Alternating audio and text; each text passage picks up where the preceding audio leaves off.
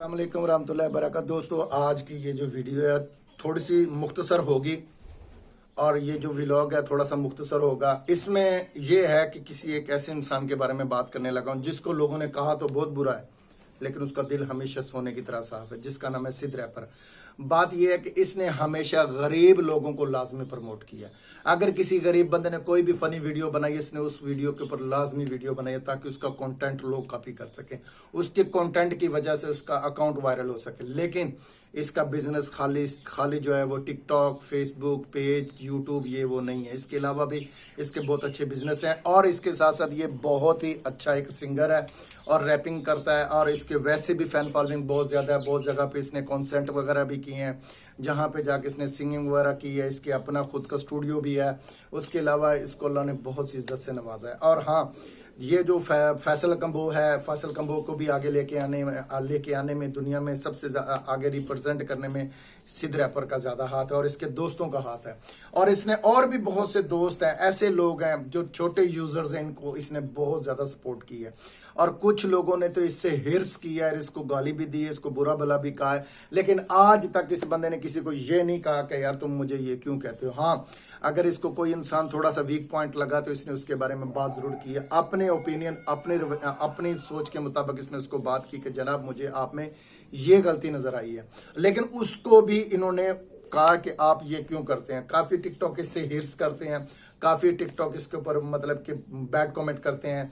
ये जी क्या उसका नाम था, नदीम नानी वाला हो गया, उसके बाद साइलेंट गर्ल हो गई, उसका जो खामद हो गया, फिर उसके बाद ये झुग्गी जाट हो गया। ये वो सबके ओपिनियंस इसके लिए ठीक नहीं है, क्योंकि वो समझते हैं कि ये हमारे लिए सही नहीं है, ये हमारे बारे में बैड कमेंट करता है। लेकिन ये जो सिद्ध रैपर है जो भी बात तकरीबन करता है ठीक करता है। अगर जहाँ तक झुग्गी जाट है, इसकी जो कामयाबी है ज़्यादा देर तक नहीं रही। क्यों? क्योंकि इसने अगर कुछ बोला भी है तो थोड़ी देर तक, क्योंकि इसने उन लोगों, अगर ये वायरल हुआ तो इसने लोगों से पैसा हड़पना शुरू कर दिया था। सुनने में ये आया था झुग्गी जट ने, जिस वजह से ये टाइम से पहले ही ख़त्म हो गया। लोगों से मिलने के शायद पैसे लेने लग गया था, इस वजह से ये टाइम से पहले ही डाउन हो गया। इसकी वो मेहनत वो सारा कुछ ख़त्म हो गई। अब इसने जो बनाना था बना लिया, जो यूट्यूब पे काम करना था कर लिया। अब ये पैसा आ रहा है इसके पास, यूट्यूब से आ रहा है। अगर पैसा आ रहा है तो इसके पास कुछ ज़मीनें वगैरह हैं उसका। इसका कहना ये था कि भी मैंने अपनी एक भैंस बेची थी तो आईफोन लिया था, पता नहीं ऐसे करके इसने बोला था।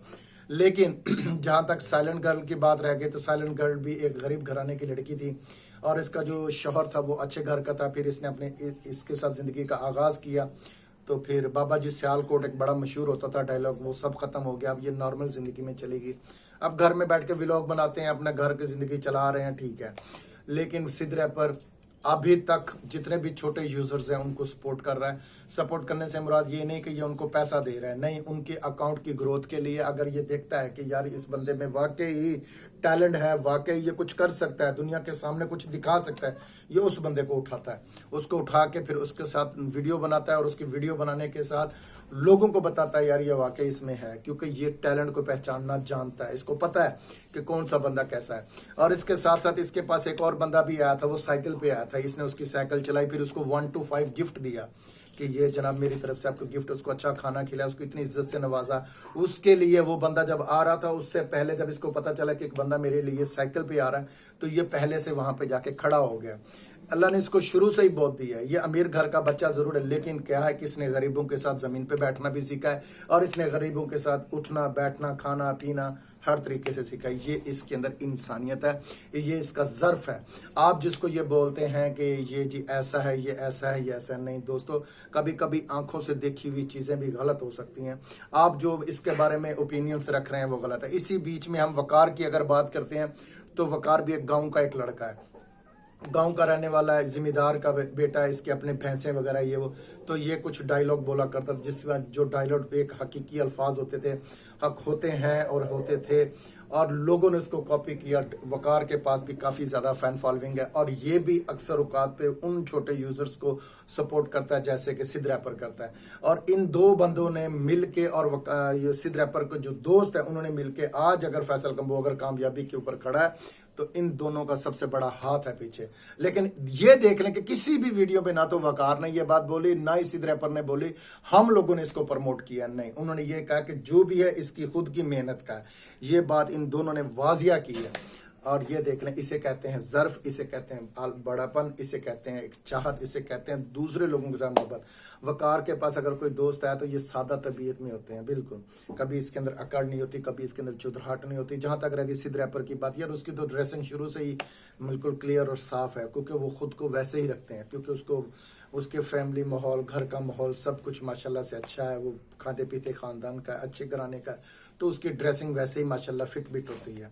जहाँ तक वकार भाई की राय, तो वकार भाई को भी अल्लाह ने बेपनाह दिया, लेकिन वो खुद नॉर्मल सादा तबीयत में रहते हैं, क्योंकि उसने उसकी जिम्मेदारियां ज़्यादा हैं, ज़मीन का काम, जानवरों को देखना, देखभाल, घर के, वो जिम्मेदार शख्स है, तो वो जिम्मेदारी के हिसाब से वहाँ पे चल रहा होता है। तो वो जैसे उसको मिलोगे वो कहेगा ओके करो। उसने कभी ये नहीं कहा कि यार मैं ऐसे वीडियो नहीं बनाऊंगा, मेरे कपड़े ठीक नहीं है, ये वो कहता ओके कर यार, मुझे दुनिया ने वैसे ही देखा हुआ, मैं कैसा हूँ, क्योंकि उसके अंदर वो अकड़ नहीं है, वो सादा तबीयत का आदमी है, यानी कि वो बादशाह दिल का मालिक है। इसी तरह सिद रैपर भी, दोनों मेरी तरफ से तुम दोनों के लिए बिग लव, बिग रिस्पेक्ट दोस्तों। सिद रैपर के जो दोस्त हैं और वकार भाई के जो दोस्त हैं, सबसे मेरे दिल से उनसे आप लोगों को सलूट है कि यार आप ऐसे लोगों को फॉलो कर रहे हैं और ऐसे लोगों से मोहब्बत कर रहे हैं, और फैसल कंबोज जैसे लोगों से मोहब्बत कर रहे हैं। और पिछली वीडियो में जैसे कि मैंने मिस्टर पतलू के बारे में भी बात की थी, और अभी मैंने फिर उसके बाद वकार ये फैसल कंबो के बारे में बात की, और इस वीडियो में जैसे कि मैं सिद रैपर और वकार भाई के बारे में बात कर रहा हूँ। वकार भाई के बारे में मुझे ज़्यादा इन्फॉर्मेशन तो नहीं थी, लेकिन हाँ जितनी थी मैंने बताई आप लोगों को, लेकिन फिर भी मेरे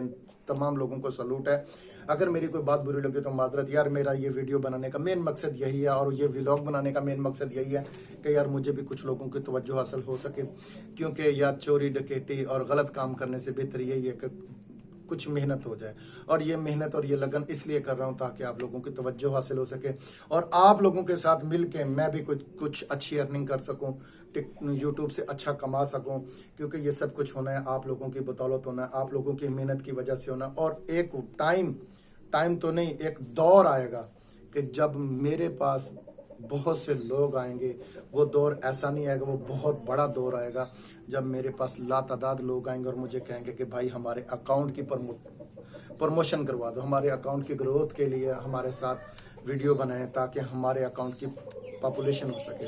लातादाद लोग इंटरव्यू के लिए भी आएंगे, सारा कुछ होगा इंशाल्लाह। मुझे अपने परवरदिगार पे पूरा यकीन है और आप लोगों को भी ऊपर पूरा भरोसा है, क्योंकि आप लोग अगर मुझे पूरा टाइम देंगे, मुझे वॉच करेंगे, मुझे सुनेंगे, और मुझे पता है कि मेरा वो दौर लाजमी आएगा और बहुत बड़ा दौर आएगा। और मेरे पीछे इंशाल्लाह आप जैसे प्यारे दोस्तों की, भाइयों की दुआएं होंगी, और मेरे माँ बाप की दुआएं हैं ही, लेकिन मेरी खुद की मेहनत भी होगी। सो अगली वीडियो के लिए जुड़े रहिएगा मेरे साथ। हम अगली वीडियो में किसी नए चेहरे को लेके आएंगे। तब तक के लिए अल्लाह हाफिज़।